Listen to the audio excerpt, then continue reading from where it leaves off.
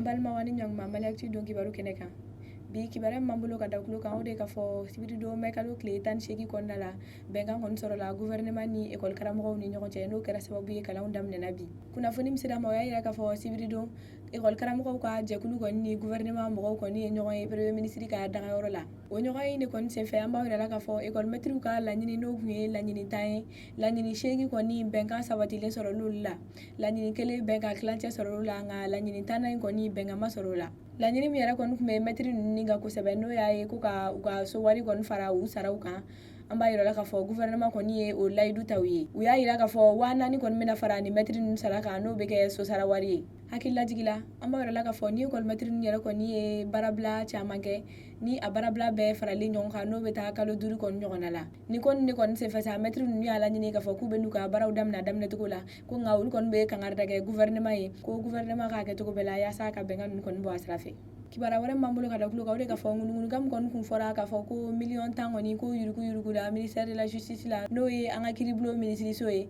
an b'a yira la k'a fɔ ni minisiriso kofɔlen kɔni maaw kɔni bɔra k'u yɛrɛ lajɛya. Hakililajigi la an b'a yira la k'a fɔ ministre de la justice n'o ye kiiribulon minisiri ye ale ni adamadenw ka hakɛ lakanali minisiri ale kɔni taara ka taa dɔnbolo kɛ min bɛ tali kɛ humidificateur 50 la n'o ye yɔrɔ sumayalan 50 ye ka t'o di bamakɔ kura kasoladenw ma. A y'a yira k'a fɔ ko nin dɔnbolo ye musaka bɛɛ kɔni bɛ taa jɔ fo miliyɔn 19 ɲɔgɔnna la. O de kɔni senfɛ sa plateforme contre la corruption n'o ye Mamadu Sɛnsi Kulubali n'a ka jama ye n'olu ko k'olu kɔni sigilen don yaasa ka yuruguyurugu kɛlɛ an ka jamana kɔnɔna la. Olu kɔni bɔra k'a yira k'a fɔ k'olu ka sɛgɛsɛgɛliw kɔni kɛlen kɔfɛ k'a yira la k'a fɔ ni yɔrɔ sumayala ninnu bɛɛ kɔni kelen-kelenna cayalenba tɛ tɛmɛ 75 ani 400 kɔni kan. K'o de kɔni senfɛ sa n'i y'o 50 jate bɔ k'a tɛ tɛmɛ miliyɔn 9 kan kuma tɛ miliyɔn 19 ma. O de kɔni senfɛ u ye welewele bila minisiri ma ko a k'a lajɛ n'a sɔrɔ miliyɔn 10 kɔni n'a yuruguyurugula togoya min na. Ni minisiriso kofɔlen maaw kɔni bɔra k'u yɛrɛ lajɛya u y'a yira k'a fɔ ko miliyɔn 19 in kɔni tɛ ni yɔrɔ sumayalan 50 in kɔni dɔrɔn sɔngɔ ye ko yɔrɔ sumayalan caman bɛ olu bolo yen nɔ ko nka u ye 50 in de ta k'o kɔni di jama ye na ko k'a yira fana k'a fɔ ko nin tɛ dɔnbolo dan ye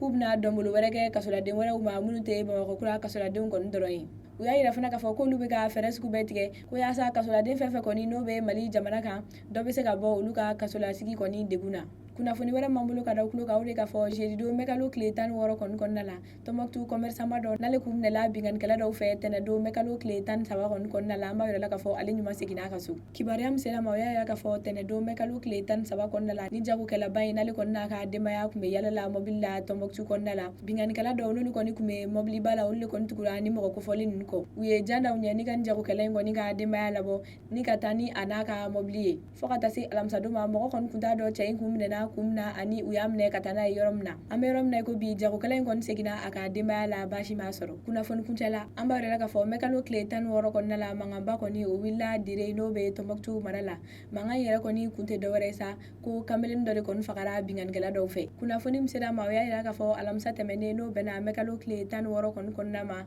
kamalenin dɔ n'ale ka baara ye gilasi feere n'ale kɔni bɛ bɔ dire an b'a yira la k'a fɔ ale kɔni bɔtɔ a ka baarakɛyɔrɔ la ni ka don dire dugu kɔnɔna la bingannikɛla dɔw de kɔni ye mugu ci ale la n'a ni tora a la. O ko kɔni kɛlen sa bingannikɛla ninnu ka ɲɛmɔgɔ kɔni y'a laɲini k'a fɔ k'a bɛ su in ta ko ka taa n'a ye dire dɔgɔtɔrɔso la a selen dɔgɔtɔrɔso kɔni na jama kɔni filila k'a ka mobili minɛ k'o jeni k'a yɛrɛ minɛ k'a bila yen nɔ. An b'a yira la k'a fɔ ni duguladen ninnu kɔni tora ni mankan ninnu kɔni cɛla fo ka taa se alamisa su kɔni ma u y'a yira k'a fɔ olu dusu tɛ suma fiyewu fo mɔgɔ o mɔgɔ min kɔni tɛ jamana ka lakanalikɛla lakodɔnnen ye marifa ka minɛ olu bɛɛ la kelen-kelen. An balimaw kibaruya ninnu laseraw ma ni solution ka dɛmɛ ye an ce a ka kulomajɔ la aw kan bɛn a ɲɔgɔnna wɛrɛ ma.